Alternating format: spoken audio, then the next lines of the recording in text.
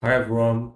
Today we are going to start a series of videos in which we are going to learn some programming elements in Maxima. The first of them is if the best way of learning such elements is by practicing. So let's start.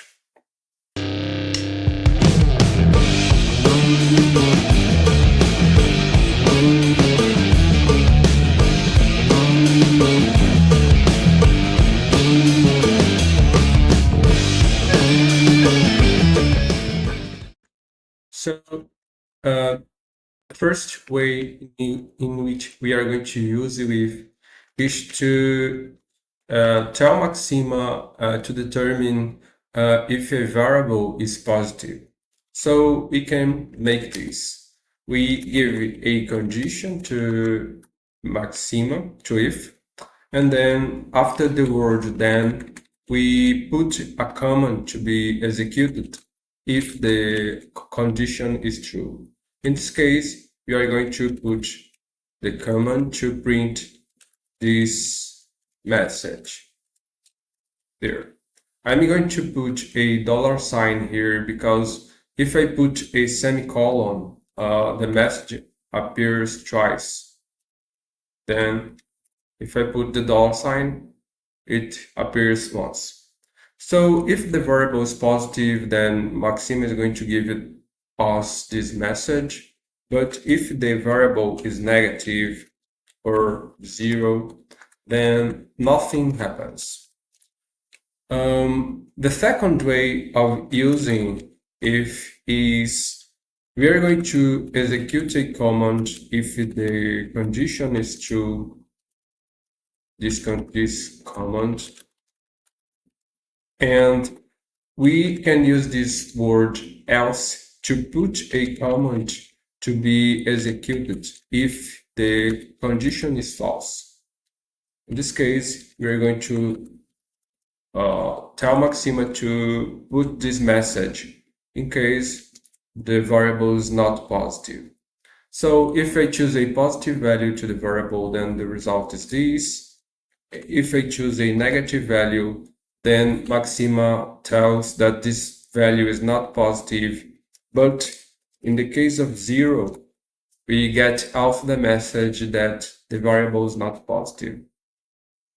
If you want to separate between negative, positive values and zero specifically, then we can add other conditions to if.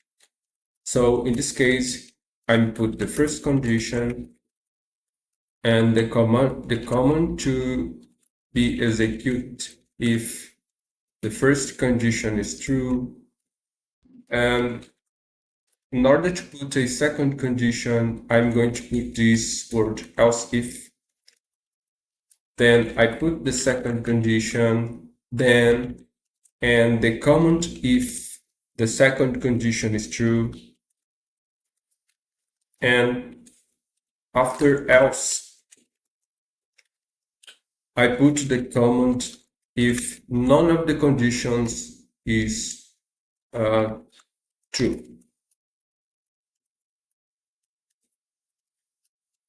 There.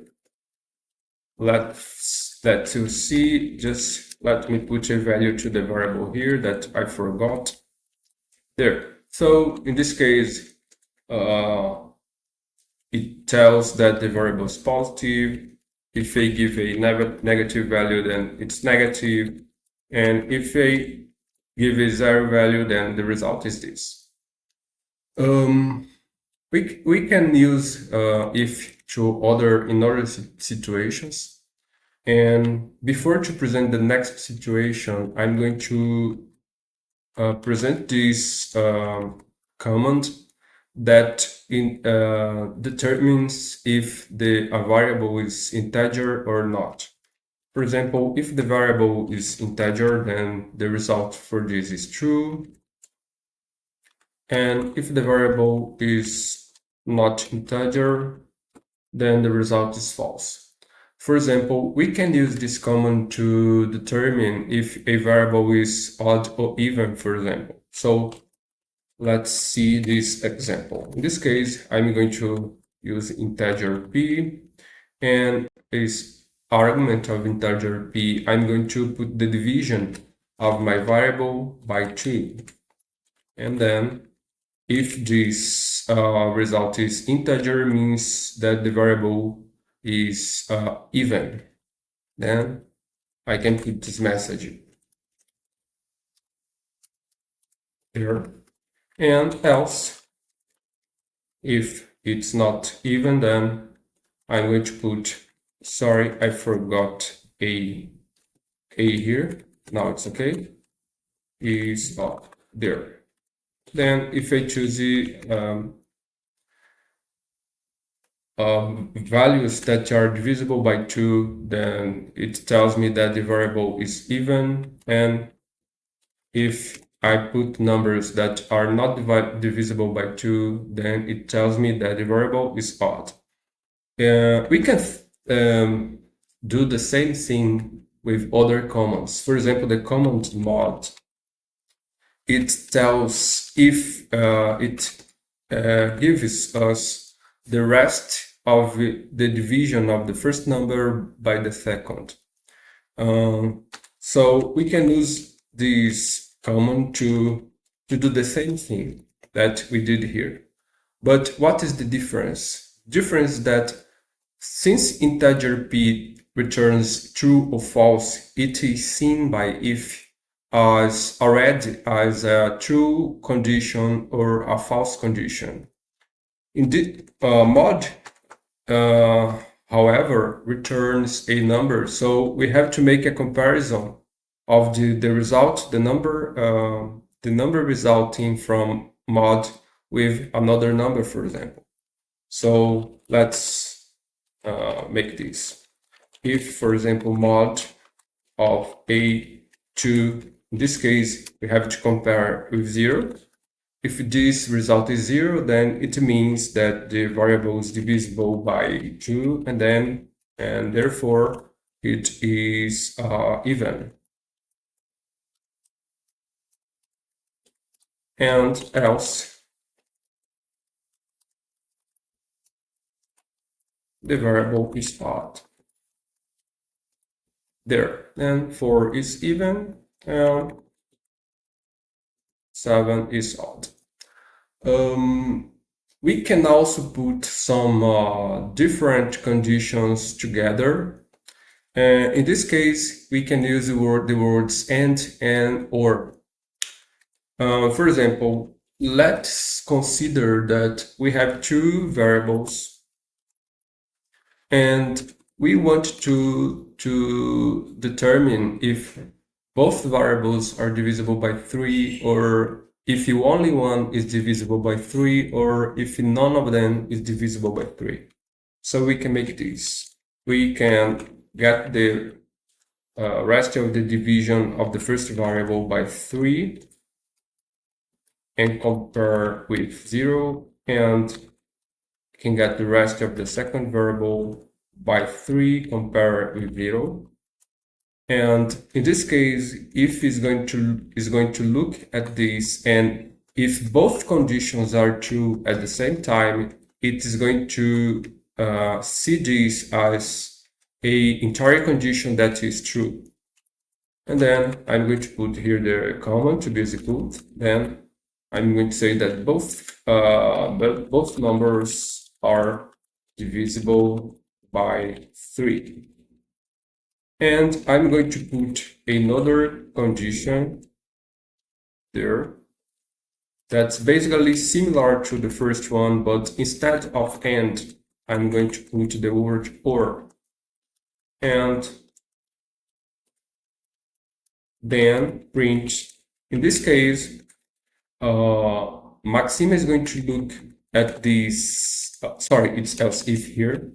It's going to look here and see if this condition is true, or if this condition is true. If one of them is true, then it's going to see this entire condition here as one condition that is true. Then if this is true, we have that one of the numbers is divisible by 3, and else, sorry, let me just increase a little here, else if none of this condition is true, it means that none of the numbers is divisible by 3.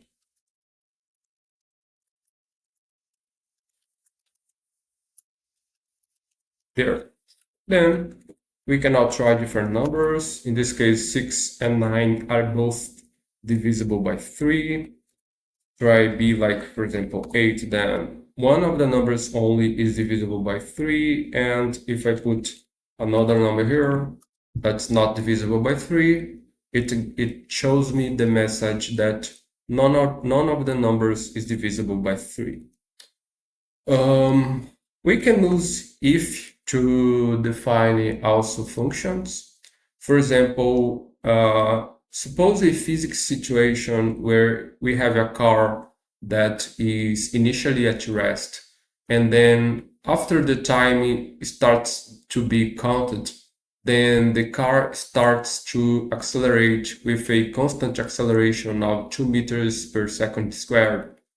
And it accelerates until 10 seconds, and after 10 seconds, it starts to move with a constant speed. Then we can make something like this. We're going to define the acceleration of the car. Then I'm going to define the speed like this. If the time is smaller than 0, then the result to this function is 0. Else, if the time is smaller than or equal than 10, then the velocity is a times t, and else it is a times 10. That is the final speed. And there. Then I can get the function in different times. For negative times, the function is going to return 0, and for times between 1 and 10, the speed is going to increase, and after 10 seconds, the speed is going to be constant. There. And we can actually draw this. So I can make this. And there is I'm going to draw this from -1 to 20 seconds. And there is the function. So the best way of to visualize this is putting here y range there, and there we have our function. So this is what I want to show you today.